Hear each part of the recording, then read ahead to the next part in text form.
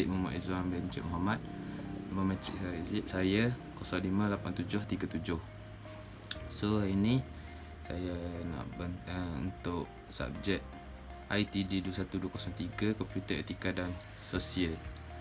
So saya nak bentang tentang report yang saya buat yang bertajuk Computer Crimes and Internet. So bermula dengan intro ataupun pengenalan untuk tajuk ni.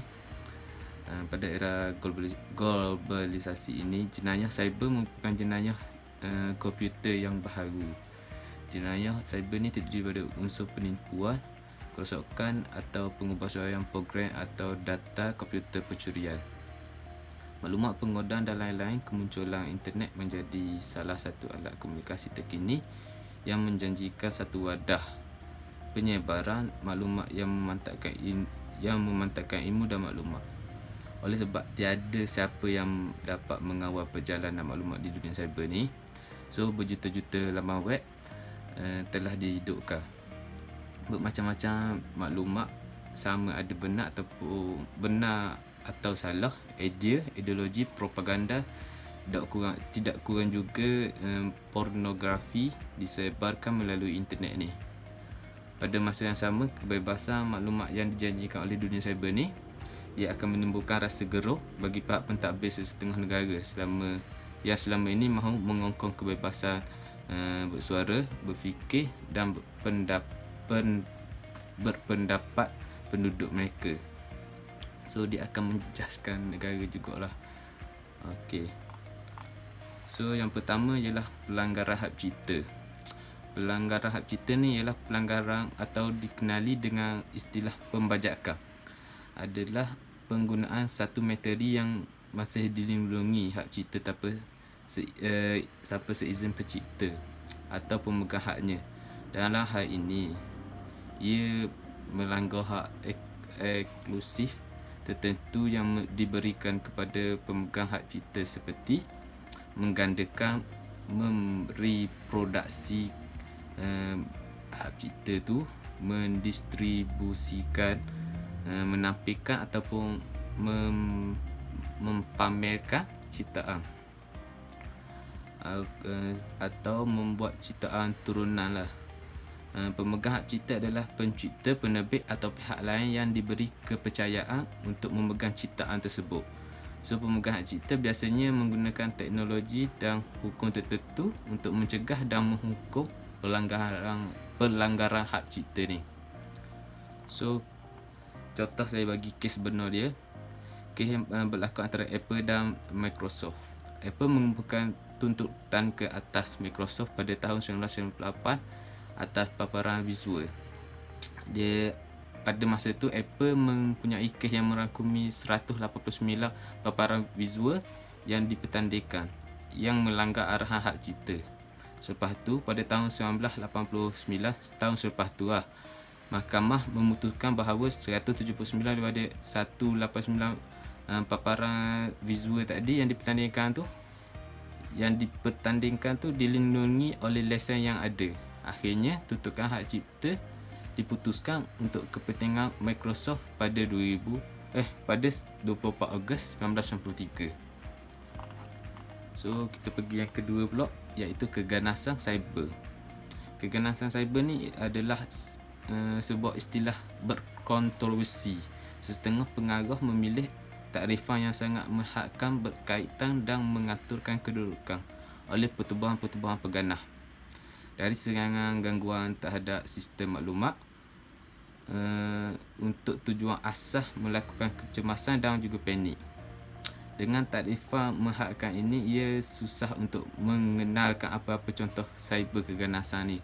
Cyber keganasan juga ditakrifkan atau dimaksudkan dengan cara lebih umum, contohnya sebagai kegunaan terancam. Kegunaan terancam terlebih dahulu dari aktiviti-aktiviti mengganggu atau ugutan dari itu terhadap komputer dan rangkaian dengan niat untuk menyebabkan kecederaan atau masyarakat teknologi, agama, politik atau objektif milik yang lanjut. atau untuk menakut-nakutkan mana-mana orang dalam kelanjutan objektif seperti inilah. Okey, untuk kes sebenar keganasan cyber ni 2 dekad lalu, sekumpulan penyenayah giat di beberapa benua yang diketuai oleh pengacara komputer muda di St. Petersburg, Rusia. Mereka ni meretas sistem elektronik sebuah bank besar dekat Amerika ni lah secara diam-diam dan mula mencuri wang. Kes ini bermula pada 1994 ketika beberapa pelanggan bank korporat mendapati duit yang ada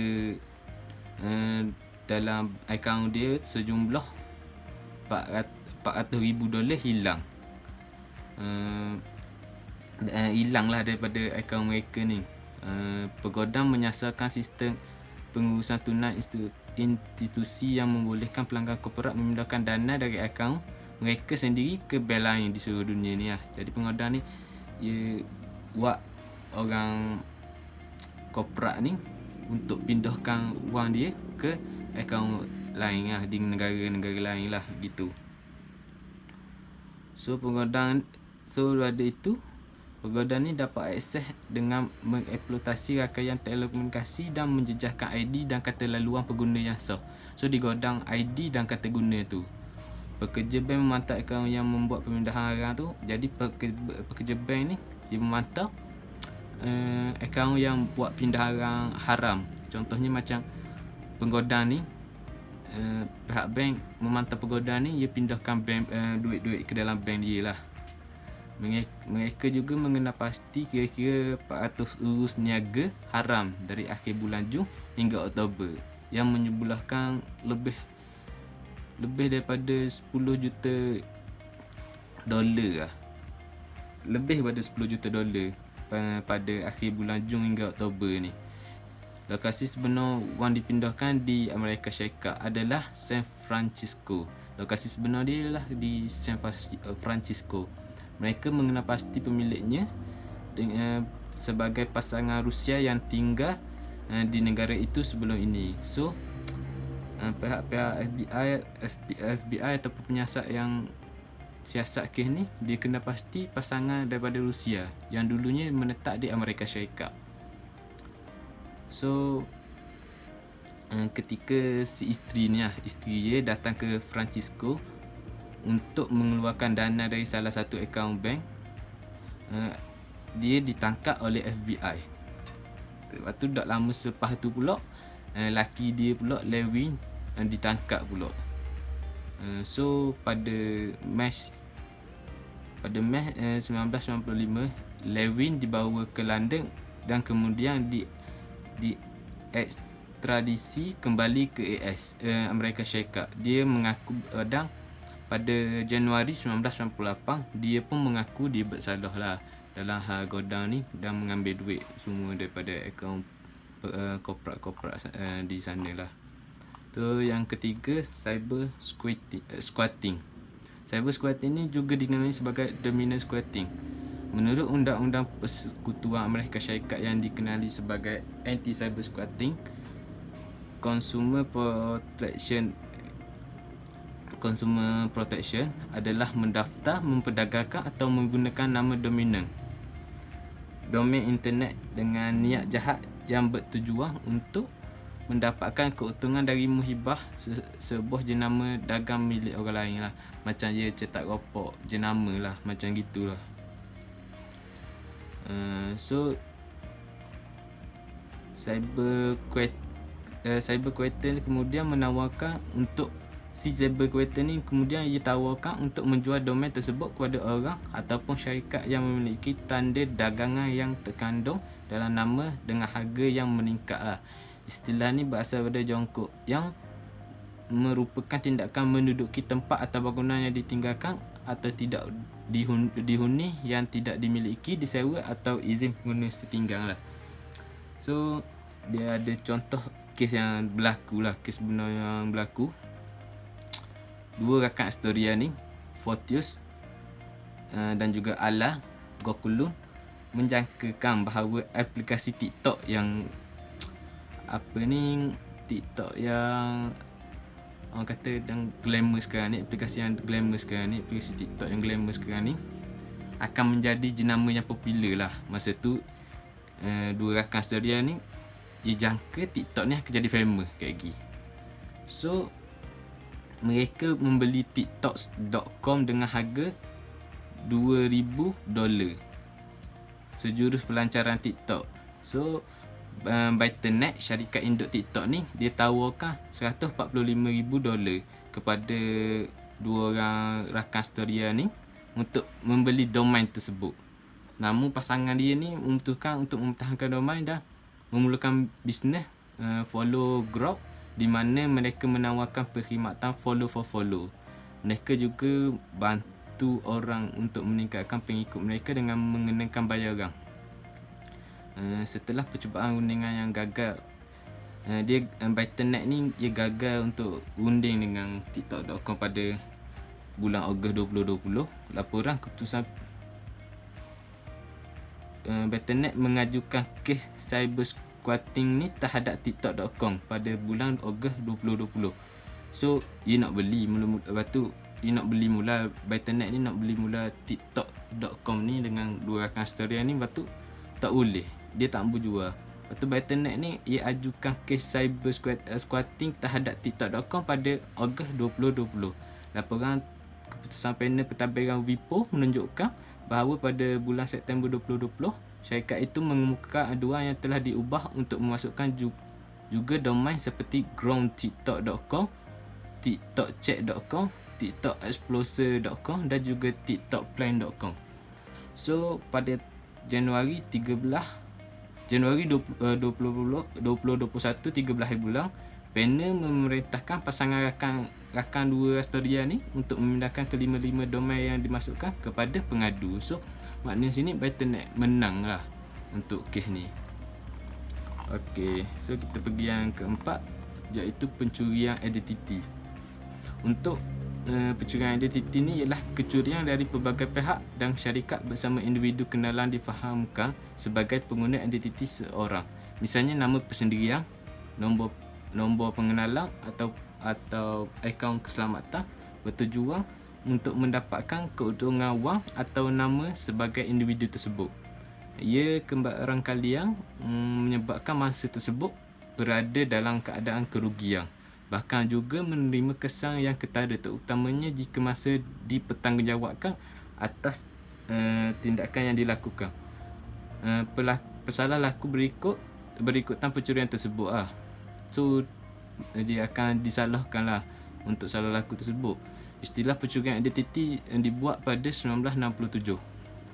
Sejak itu masa tu, definisi kecurian identiti telah ditetapkan secara sah di seluruh UK dan Amerika Syarikat sebagai pencurian maklumat yang boleh dikenal pasti secara peribadi.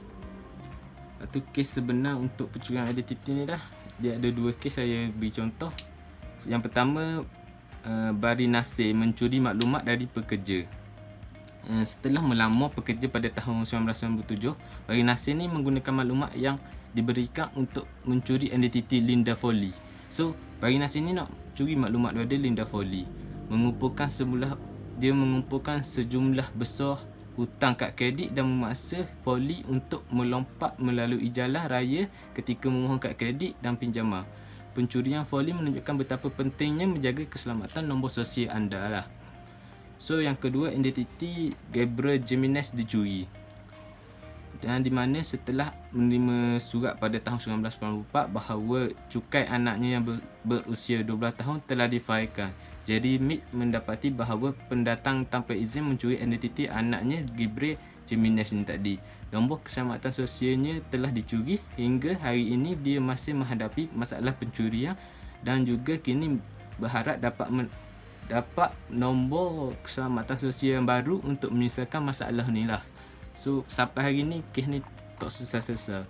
So nampak situ betapa pentingnya kita perlu menjaga identiti kita lah. So yang kelima pula, salami slicing. Salami slicing ialah taktik pemindahan wang secara haram yang juga dikenali sebagai pemotongan salami, taktikal salami, strategi salami, potong atau serangan salami. Adalah proses pemisahan dan penaklukan ancaman dan pakatan yang digunakan untuk mengatasi penentangan.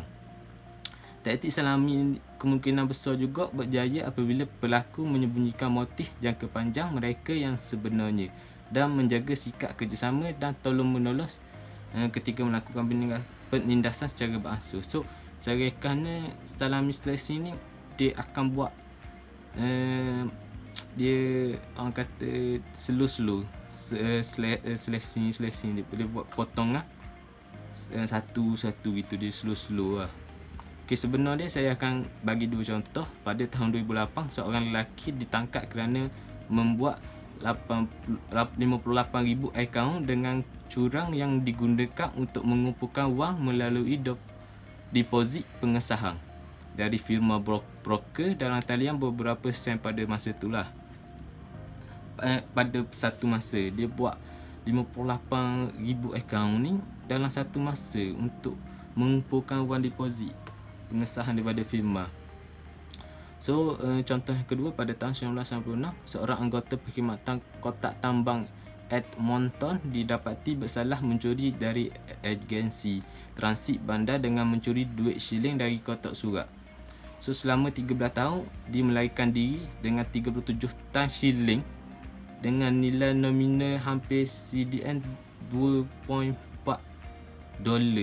juta dolar.